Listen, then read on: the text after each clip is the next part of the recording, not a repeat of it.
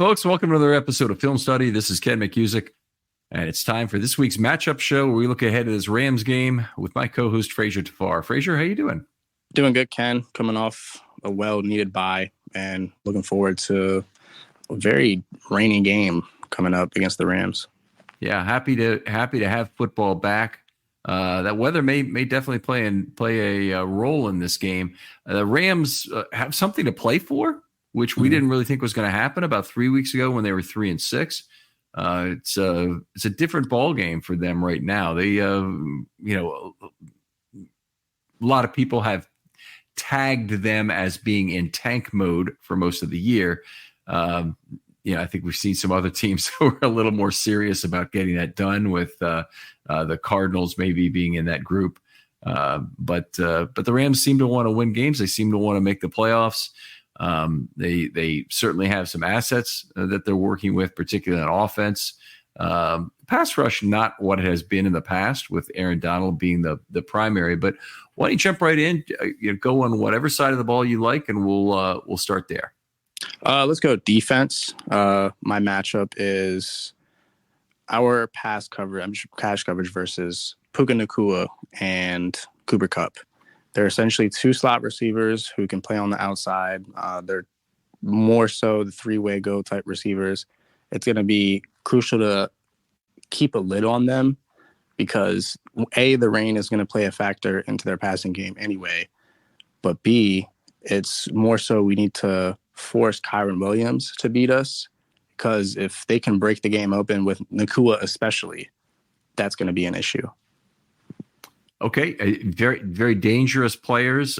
Zone defense often versus slot receivers is the way to handle that, in terms of not overrunning your zone and forcing players to move between two zones, and then use the hands you have in the play. So you can have a linebacker closing the window from your slot corner. You can have a outside corner, or whoever has got the shallow coverage on that side, might be a safety even, to close the window from that outside. And you can have hands up at the line of scrimmage, hopefully making things difficult for Stafford as well. But it shouldn't be really easy to play the short game against the Ravens, with Kyle Hamilton being such a successful horizontal defender in terms of what he does to take away half the field. But this is that rare team. And I agree with you that having two top slot receivers and being able to play some 2x2 and 3x2 formations as the Rams will do, it's one of the rare teams that might be able to do some effective small ball techniques against a team like the Ravens. Hamilton really takes that two receiver side away from a lot of the wide receiver screens that other teams like to run. That won't necessarily happen in this game. So it's a game where Stafford could have some success doing that. I did have one more point. I think if the Rams do want success against our defense, they are going to have to attack the middle. Since we do play a too high shell, it's going to be crucial that Roquan and PQ don't get exposed like they were right before Burrow went out against the Bengals. I think Sean McVay's the creative offensive mind. He's shown that he can do it at any level. So it's going to be, I think, our coverage comes down to our middle linebacker play and then middle field coverage. All right. Well, fair enough. I think that's certainly going to be one half of the side of the slot receiver a lot of the time if they're in that shallow zone. So anyway, looking forward to that. I had a different one. I want to make sure the Rams' deep passing game is taken away.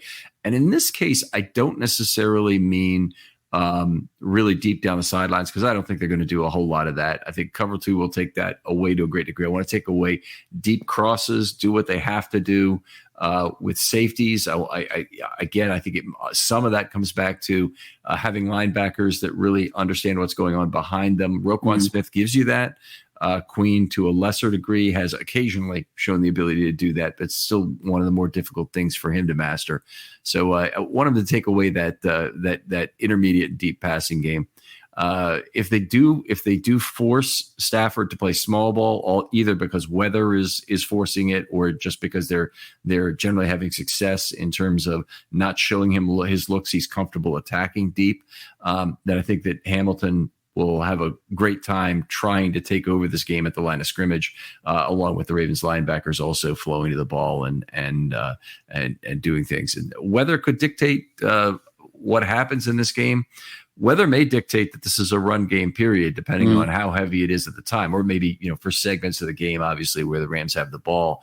And I think the Ravens are perfectly capable of stopping the run if they want to, if they choose to. Crowd the line of scrimmage. Hamilton, again, is a key player in that. But if the Rams are going to a lot of heavier looks, the Ravens will convert to base. Hamilton will play strong safety, and they'll probably move to a single high look with Williams on the back end. And I am excited to see how our run defense fares against this offense, because I think we have been lacking ever since the Cardinals game. We've been kind of having a lesser impact on the run game. This week, I do want to see a bounce back, especially because we know what's going to happen with the weather going into the game. It's going to be more than important that they stop the run, because the pass is going to be in the rearview mirror for the Rams, especially if the weather does get bad. And hopefully the Ravens get out to an early lead and we can start forcing turnovers. I was thinking the same thing, is that if the Ravens get off to an early lead, it really solves everything. Yeah. The Rams were supposed to be able to run the ball on the Ravens in 2019. They ended up running, I think, for like 22 yards in that game. But, the Ravens just started scoring touchdown after touchdown, and the Rams running game was taken away. Aaron Rodgers' season is officially over, but yours has just begun at MyBookie. NFL, college ball, and a brand new cash-out system gives you options to bet and win all season long. First two legs of your parlay hit, cash out early and place another bet, or let it ride for a chance at an even bigger payday. Join us at MyBookie for an entire season filled with daily odd boost, same-game parlays, and huge prize pool contests. Right now, MyBookie has a no-strings-attached cash bonus that lets you deposit and withdraw quick. Use the promo code RAVENS on your first deposit of $50 or more, and you can receive up to $200 in cash instantly credited to your MyBookie account. That's promo code RAVENS to claim your cash bonus now. You can bet anything, anytime, anywhere, only with MyBookie. From them. That forced Jittery Jared to drop back and throw the ball a lot. Yep. Let's jump over to the offensive side. What are you looking for? I'm looking for kind of a outside the box one. Todd Monken versus next week. And what I mean by that is the Ravens have a tendency to hold back plays, especially under Greg Roman. We had, quote unquote, the vault. Now, with Monken, I think this is one of the first tests that we see what he does before an important game. We can't really show our hand because we have essentially 3 straight playoff games after this. Not to say the Rams aren't playoff contenders, but compared to the other teams we have to go against, we need to make sure that we don't give a lot away, but make sure we continue to attack the Rams. I want to see Monken have little different adjustments and tweaks to plays that come in this week, so that next week we have a whole different look, but running the same play. That Monken tends to do that anyway, but I think this game is definitely crucial in that sense. All right. Well, very good. Advanced scouting is usually 4 weeks. So anything they've done the last 4 weeks, they'll be looking to. So next week, got to have some new wrinkles still held back. And that's a reasonable one. I like the outside the box thinking in terms of it not being like an on-field matchup, but that's a good one. I like Aaron Donald at a more basic level. They've got to find a way to stop him in this game. If he's on the edge, they need to help the tackles there. If he's in the middle, as I suspect he was, they'll be trying to manufacture a lot of individual matchups, maybe some versus Simpson, maybe some versus Linderbaum, to try and get him the best possible one-on-one matchups. The Ravens need to find ways to combat that, which means throwing extra blockers in there with motion, with backs. It can't get there late, by the way, with a lot of those extra blockers. So if the running back's involved in the play, he needs to get up pretty quickly in terms of making his chip block so that the lineman still has something to say about the play at that point. Jackson will be good at rolling away from pressure. I think a lot of their scheme will be a move away from Donald type scheme. And I guess there's a portion of this that just comes is you can't overrate the Rams pass rush too much. If Aaron Donald gets a sack or a sack and a half, it's not the end of the world because that Rams pass rush outside of him is not particularly good. So as long as the Ravens are continuing to score points, continue to convert series, despite the fact that Donald is getting some pressure, it's not the end of the world. But they can't let him completely dominate the game in terms of, obviously getting a pressure every other pass rush, but converting say 25% of his pass rushes into pressure. They need to make adjustments to make sure that doesn't happen. Ball's got to be out quickly on some plays. You got to check to some runs where Donald might run himself out of the play. That's going to happen a little bit less than it does with an edge rusher, but he's still a penetrator and not a two-gap player. So he's a guy you can try and run to his zone and try and beat him that way. So anyway, I'm looking forward to this game. I think a big chance for the Ravens to show what they have against a team that's kind of on the fringe of the playoff hunt in the NFC.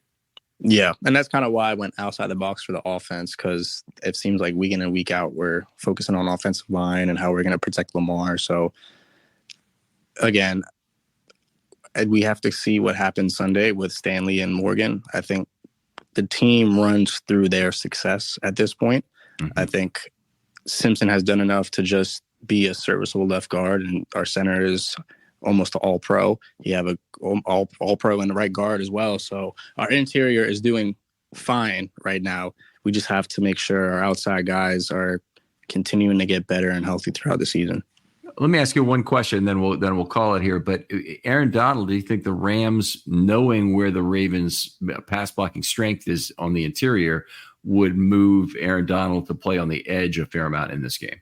I would expect that, especially up front against Stanley. I think the tape shows that he's, at this point, the weakest offensive lineman, and it's really sad to say that at this point in his career. But if the Rams really want to attack us, they're going to go and put him on Stanley and just let him go on an island until the Ravens chip. And then I think his next matchup is definitely going to be John Simpson on that line.